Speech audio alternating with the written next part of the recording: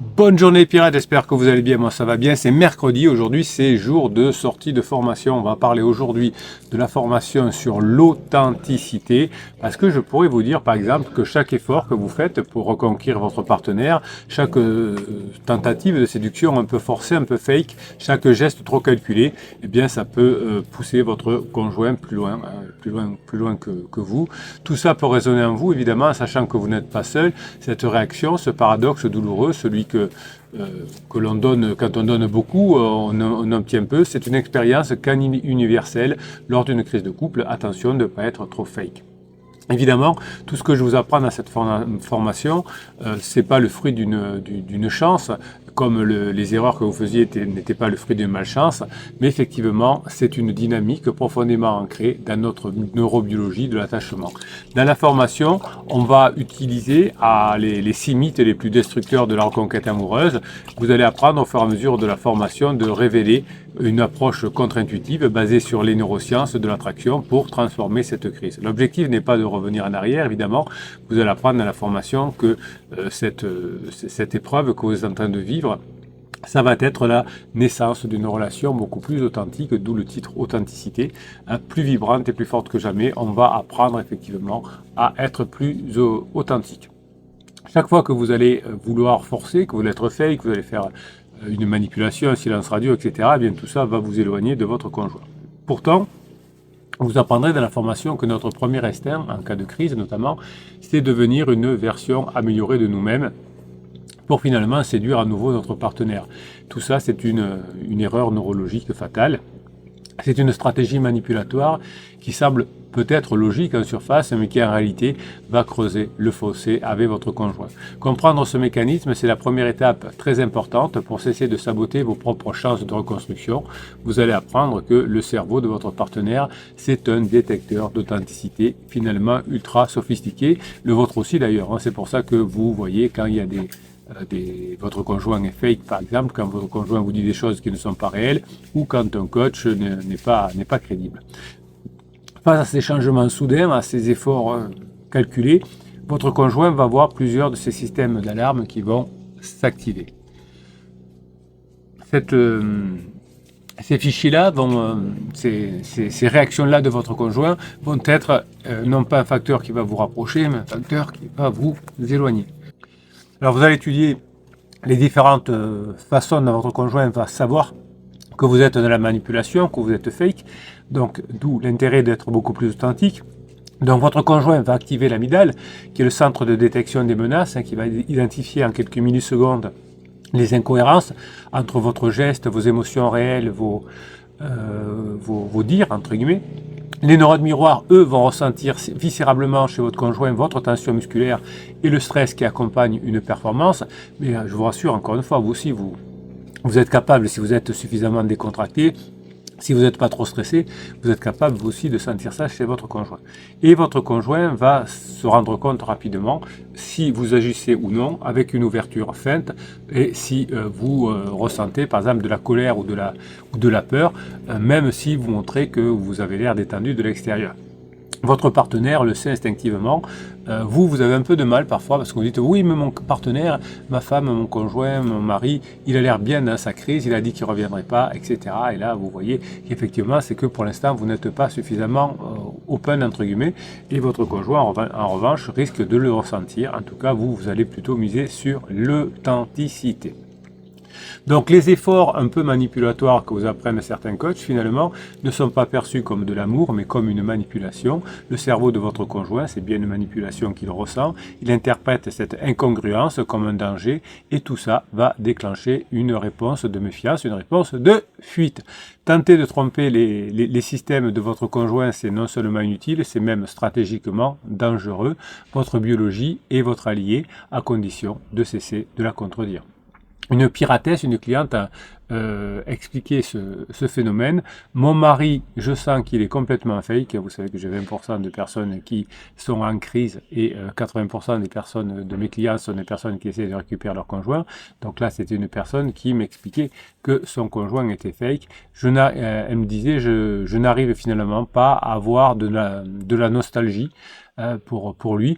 En revanche, j'ai plus de nostalgie pour ces négligences qu'il avait que pour ses attentions forcées aujourd'hui. D'ailleurs, vous voyez, donc votre conjoint, cette personne arrivait à regretter les erreurs du passé. Donc cette citation de cette non-piratesse, de cette cliente, finalement, c'est que l'authenticité imparfaite est infiniment plus attirante qu'une perfection factice. En tentant de vous transformer en la personne que vous pensez que votre partenaire désire, vous allez tomber dans le paradoxe du caméléon. Je vous explique en détail pourquoi vous tombez dans le paradoxe du caméléon dans la formation et comment vous en sortir. Vous allez devenir ce que j'appelle un étranger poli dans votre propre maison. Cette performance constante va générer un stress chronique qui va inonder votre cerveau de cortisol et par les neurones miroirs, votre conjoint va le sentir. Le cortisol, c'est pas un simple marqueur de stress, vous le savez, mais le cortisol endommage activement les circuits de l'intimité et est perçu finalement par le système limbique de votre partenaire comme une menace latente. C'est aussi le cortisol qui est en grande partie dans le cerveau d'une personne en crise, puis dans le corps, qui fait que votre conjoint, cette personne en crise, va tomber en phase d'épuisement. Donc votre conjoint a une méfiance biochimique, il essaye de trouver des arguments en vous pour dire j'ai raison de me séparer, et pansement est beaucoup mieux. Donc cette méfiance biochimique qu'il ressent chez vous quand vous êtes fake va faire que la production d'ocytocine, l'hormone de l'attachement, va être bloquée. En somme, la performance factice, fake que vous êtes en train de faire va vous épuiser, mais aussi elle va empoisonner biochimiquement la connexion que vous cherchez désespérément à améliorer avec votre conjoint. Donc ce désir de plaire de façon fake en mettant en place des choses toutes faites que vous aurez appris avec le coach séduction par exemple, eh bien c'est vraiment une mauvaise idée. C'est une idée fausse sur la nature même de l'attraction qui repose non pas sur la similarité uniquement, mais aussi sur une dynamique bien plus complexe. Il n'y a pas que je veux que tu sois comme ça, sois comme ça. Donc la fusion, notamment le ne faire qu'un, vous allez voir dans la formation que ça tue le désir.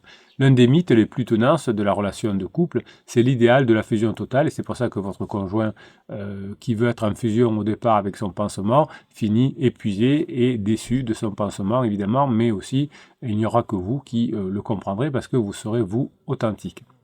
L'idée que deux âmes ne peuvent faire qu'une, c'est totalement dangereux. D'un point de vue neurobiologique, cette quête d'unité absolue, c'est le plus grand destructeur de l'attraction et du désir long terme. Si vous voulez être pareil que votre conjoint, eh bien, vous ne pourrez pas, évidemment, créer du désir. Comprendre cette loi fondamentale, je vais vous bien l'expliquer dans la formation et surtout vous donner les remèdes. Cette loi fondamentale, c'est essentiel pour raviver la flamme que vous pensiez éteindre. Alors dans la formation, je vous donnerai l'analogie des deux aimants, l'attraction, comme la force magnétique nécessite une distance, un vide pour exister. Imaginez deux aimants, pour qu'ils s'attirent, il faut qu'il y ait un espace entre eux. Et s'ils sont déjà collés l'un à l'autre, la force d'attraction n'existe plus. Il n'y a plus de tension, il n'y a plus de mouvement, et donc les personnes sont collées, et les personnes finalement sont indifférenciées. Et à part d'être narcissique, on ne peut pas avoir du désir de soi-même. Et donc quand on fait qu'un avec son conjoint, soit on est narcissique, et c'est pas bon pour l'avenir, soit on ne peut pas entrer dans le désir. Dans un couple, cette distance n'est pas un signe de problème, mais c'est la condition même du désir, la fusion, qui élimine cette tension qui peut créer du désir. Donc vous verrez dans la formation que lorsque votre partenaire devient un clone émotionnel, une extension de vous-même en quelque sorte, votre cerveau cesse de le percevoir comme un autre désirable. C'est l'erreur que va faire votre conjoint avec son pansement. Les neurones de la nouveauté, essentiels à l'excitation et à la curiosité, vont s'éteindre. Alors au début, votre conjoint est attiré par un pansement parce que c'est nouveau. Mais au fur et à mesure, comme d'habitude, la curiosité, l'excitation va s'éteindre, le mystère va disparaître. Vous ne regarderez plus avec votre conjoint comme un être fascinant et distinct, mais comme votre propre reflet dans le miroir. Évidemment, c'est la même chose pour votre conjoint, et ça c'est un piège. Il est très difficile d'éprouver du désir pour sa propre image. La plupart des êtres humains n'aiment ni leur voix, ni l'image enregistrée quand ils tournent une vidéo par exemple, ou quand ils sont sur une vidéo, car la voix et le reflet ne correspondent pas à l'idée qu'ils ont en tête. La fusion transforme le partenaire en ce reflet de nous-mêmes qui n'est pas une source de désir. Une cliente me disait, nous finissons même nos phrases ensemble, on réagissait presque identiquement à tout, et mon conjoint a fini par réaliser que j'étais devenu juste un reflet et qu'il n'y avait rien à découvrir, plus rien à désirer. Cette harmonie en apparence parfaite était en réalité une harmonie mortifère qui a stérilisé l'attraction. Donc essayez de mettre dans les commentaires de cette vidéo quelle singularité, quelle passion vous avez mis de côté au nom de l'harmonie de votre couple, et en le partageant entre commentaires, vous allez voir que vous n'êtes pas le seul. La fusion, c'est un problème, mais la solution n'est pas évidemment dans la séduction forcée pour recréer une version idéalisée du passé, mais une stratégie radicalement différente qui est mise sur la différenciation et sur l'authenticité. Face à la crise, notre instinct nous pousse souvent à faire plus d'attention, plus de compliments, plus d'efforts. L'approche la plus puissante est pourtant de faire l'exact opposé. Je vais vous l'expliquer en détail dans la formation. Il ne s'agit pas de cultiver l'indifférence, mais d'opérer une redirection stratégique de votre énergie. C'est ce que vous allez découvrir dans la formation. Je l'appelle l'anti-séduction. Vous allez concentrer toute votre énergie sur votre partenaire au début, ce qui crée une hyperfocalisation. Et cette hyperfocalisation que vous avez mis vers votre conjoint, surtout quand vous êtes en dépendance affective, ça va être interprété par votre conjoint comme une menace à son autonomie. Cette pression va déclencher une claustrophobie relationnelle, un besoin de fuite. Plus vous allez être hyper focalisé sur votre conjoint, moins vous allez travailler sur votre dépendance affective, plus votre conjoint aura besoin de fuir. L'alternative, c'est l'attraction diffuse. Au lieu de viser votre partenaire comme une cible, vous allez apprendre à répartir votre énergie sur de multiples centres d'intérêt qui sont propres et authentiques. Je vous en citerai quelques-uns dans la formation. Là, ça peut être professionnel, ça peut être une passion. Vous allez découvrir ça. Quand vous allez faire ça, vous allez devenir beaucoup plus différent, beaucoup plus nouveau, beaucoup plus authentique, et vous allez cesser d'être un prédateur relationnel pour devenir un centre de gravité. Vous allez créer ce que je vais vous apprendre dans la formation, le champ magnétique indirect, qui va attirer naturellement votre partenaire maintenant sans l'oppresser. Vous allez retrouver l'excitation finalement de devoir capter votre partenaire, et votre partenaire va devoir lui aussi capter votre attention face à la personne nouvelle qu'il ne connaît pas. Vous apprendrez aussi que dans la formation, la philosophie Wu Wei, la philosophie du non-agir finalement, c'est une sagesse taoïste qui enseigne que l'efficacité suprême ne naît pas de l'agitation, mais d'un effort minimal parfaitement aligné sur les formes naturelles. Dans les religions plus traditionnelles, on appelle ça le diable, qui entraîne de l'agitation, ou Satan, ou Lucifer, selon les religions, et appliqué à votre couple, cela signifie cesser cet activisme relationnel épuisant. Vous allez arrêter de vouloir sauver, réparer ou résoudre la relation. Cet activisme constant que vous avez mis en place parce que vous voulez que ça aille vite. Eh bien, si vous voulez que ça aille vite, ça va envoyer un message toxique à votre conjoint. Ça va envoyer un message, notre couple est un problème et tu n'es pas à la hauteur. En différant les efforts, en concentrant vos efforts sur vous-même et pas sur le changement de votre conjoint, vous allez libérer votre partenaire de cette pression et vous allez lui offrir finalement un espace psychologique nécessaire pour redécouvrir ses propres sentiments sans le poids des attentes. Donc vous allez apprendre finalement dans la formation à cesser de partager automatiquement chaque pensée. J'avais un client qui disait à son conjoint, j'ai pris des formations avec, alors sans dire avec le capitaine, d'ailleurs avec une femme, il avait dit que c'était avec une femme, donc on n'a pas besoin de dire ce genre de choses, on peut garder son secret, on peut du coup cultiver délibérément une zone d'opacité personnelle mais positive évidemment, puisque ça vous permettra d'avoir plus de temps pour poursuivre un intérêt ou un projet, en parler, et vous allez créer toujours un léger mystère qui va raviver la curiosité de votre partenaire. Pour mettre en place effectivement cette formation, vous allez libérer 2 poisons internes qui vous poussent à surinvestir la relation, la quête de perfection et l'addiction au drame. Vous allez voir aussi pourquoi votre conjoint dans la formation fait des addictions au drame.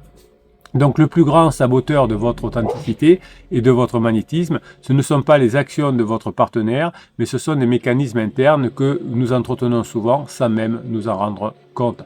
2 de ces poisons, vous le savez, sont particulièrement virulents, la recherche de la perfection et cette addiction au conflit, ce que j'appelais le drama tout à l'heure.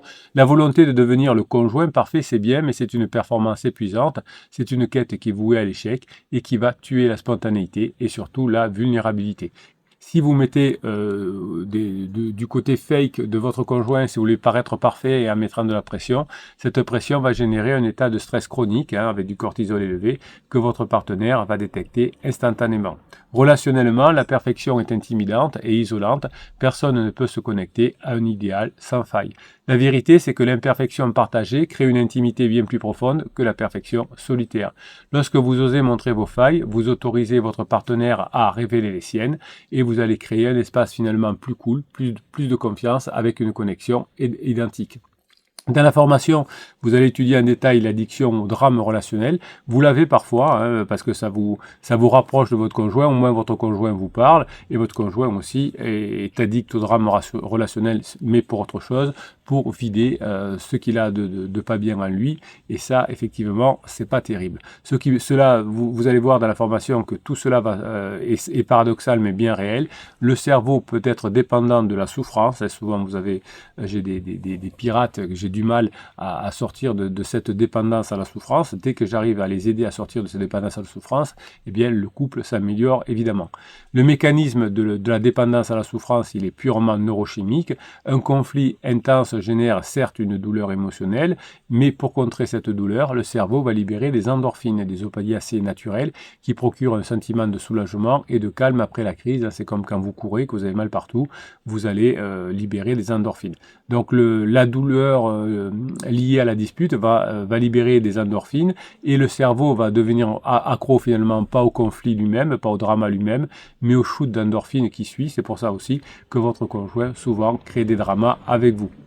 Souvent, dans un couple, la stabilité devient angoissante, la stabilité devient perçue comme un manque, comme quelque chose de routinier. Comme pour un opiacé, le cerveau développe une tolérance à la douleur émotionnelle, nécessitant des conflits malheureusement de plus en plus intenses, des dramas de plus en plus intenses, pour créer des doses d'endorphines de plus en plus fortes. Et finalement, pour avoir le même apaisement, il faudra plus de conflits. Inconsciemment, on peut provoquer des disputes pour obtenir sa dose de soulagement, pour vider son sac. Et c'est pour ça, évidemment, que vous verrez comment contrer ce besoin de drama de votre conjoint et venir dans quelque chose de très authentique. Vous allez apprendre à sevrer le cerveau du drame, d'abord chez vous, mais aussi chez votre conjoint, en vous concentrant, vous en tout cas, sur les micro-plaisirs du quotidien, le goût du café, la musique que vous aimez, le rayon de soleil. Vous allez apprendre à célébrer les moments de calme et de sérénité pour avoir des endorphines, de la dopamine sans passer par le drama. Et vous allez apprendre à être beaucoup plus authentique, c'est-à-dire que votre cerveau va rechercher de la dopamine, du plaisir authentique, plutôt que des endorphines, du soulagement post-conflit. Une fois ces pièges désamorcés, vous êtes prêt à reconstruire une relation sur une base radicalement nouvelle et saine, qu'on appelle la générosité radicale. Un des mythes les plus destructeurs pour un couple, c'est celui de la réciprocité parfaite. Cette idée transforme l'amour en transaction, la relation en entreprise. Vous verrez dans la formation ce qu'est la judiciarisation de l'amour, où chaque geste est pesé, mesuré. C'est le moyen le plus sûr de tuer la spontanéité, l'authenticité, la générosité et la magie de la connexion. Lorsque vous commencez à tenir un compte mental secret, j'ai fait ceci, il doit faire cela, j'ai fait la vaisselle, il doit faire machin, vous empoisonnez votre relation au niveau neurologique. C'est souvent ce qui se passe pendant la phase de sexualisation. Tu as descendu la poubelle pendant que je faisais la vaisselle, ou j'ai fait la vaisselle et tu n'as pas descendu la poubelle. Donc, quand vous avez fait ça, vous avez atrophié les neurones de la générosité. Les circuits de l'attachement sont corrompus car chaque geste devient conditionnel et a perdu sa valeur intrinsèque. Et le cortex préfrontal de votre conjoint, mais aussi le vôtre, s'est mis à surchauffer à force de calculer ce retour sur investissement émotionnel. Et tout ça crée un climat de méfiance permanent. Souvent, on me dit en coaching, après tout ce que j'ai fait pour mon conjoint, eh bien, l'amour transactionnel va violer les lois fondamentales de l'attachement humain et va vous enfermer dans une spirale de ressentiment et d'éloignement. Dans la formation, je vais vous apprendre à briser ce cycle et à choisir délibérément ce que j'appelle la générosité asymétrique. Vous allez apprendre ce que c'est. Évidemment, l'objectif, c'est pas de vous faire exploiter, évidemment, mais de reprendre le contrôle et de briser le cycle de la méfiance chez votre conjoint. Vous serez beaucoup plus authentique et vous serez fier de votre capacité à donner beaucoup plus. Vous allez créer un champ magnétique puissant qui, paradoxalement, va inspirer la générosité de votre conjoint. La plus grande erreur que l'on puisse faire finalement, c'est de voir la crise de couple comme un échec, une fin. Vous allez apprendre à adopter une perspective radicalement nouvelle. La crise n'est pas une pathologie à guérir, c'est une destruction créatrice nécessaire. Si vous arrivez à être authentique, vous aurez un processus de régénération biologique pour que votre relation puisse cranter à un niveau d'intimité et d'authenticité supérieur. Si vous êtes dans cette authenticité, vous allez créer un système antifragile, c'est-à-dire comme un sportif de haut niveau, qui après une blessure, après une rééducation intense, revient plus fort qu'avant, ou une entreprise qui après avoir surmonté une crise majeure, devient plus forte, plus résiliente, plus innovante. Votre couple fonctionne selon ce même principe. Dans la formation, je vais vous apprendre à devenir antifragile, c'est-à-dire non pas résister au chaos, mais se nourrir du chaos pour se renforcer. La relation qui traverse cette épreuve comme la vôtre va ressortir plus solide, plus consciente, plus authentique qu'elle ne l'a jamais été. Évidemment, la douleur émotionnelle que vous ressentez, c'est le signal que votre cerveau est au travail, qu'il est en train d'éliminer des connexions neuronales toxiques et obsolètes et qu'il va reconstruire par la neurogénèse des schémas plus sains et plus alignés que vous apprendrez dans cette formation, dans d'autres formations et dans les coachings. Fuir cette douleur ou tenter de l'anesthésier, abandonner, entre guillemets, c'est interrompre cette rééducation essentielle. Si vous abandonnez dans votre couple, vous ne pourrez pas bénéficier de tout le travail que vous avez fait pendant toute la phase de sécurisation. Pour vous donner une image, on observe que le cerveau, durant une crise, présente une activité de régénération neuronale très importante qui pourrait être presque comparée à celle des patients en rééducation après un AVC, c'est-à-dire que c'est une physiothérapie du cerveau amoureux. Voilà, vous allez voir dans cette formation que des tuyaux, que des conseils, que des choses très pratiques pour atteindre l'authenticité. Hein, c'est cette authenticité qui va vous faire passer en phase 4. Vous aurez tous les exercices pour vous y amener. Vous n'avez plus qu'à, et surtout, pensez bien à mettre en place cette formation. Bref, si vous êtes en crise de couple, vous êtes au bon endroit sur cette chaîne. Mes pirates adorés, je vous kiffe et je vous kiffe grave. Vous pouvez retrouver cette formation dans le descriptif de cette vidéo, dans le affiché plus, vous avez un lien, vous avez même une formation offerte, le best-of, et vous avez les 350 formations, dont celle-ci sur l'authenticité, les 6 types de coaching, le groupe Facebook des pirates qui vous est offert par le capitaine pour que vous puissiez échanger avec les autres pirates sur les formations, sur les coachings et avancer. Bref, si vous êtes en crise de couple, vous êtes au bon endroit sur cette chaîne, pas seulement aujourd'hui, mais pour l'avenir aussi. Passez la journée que vous méritez.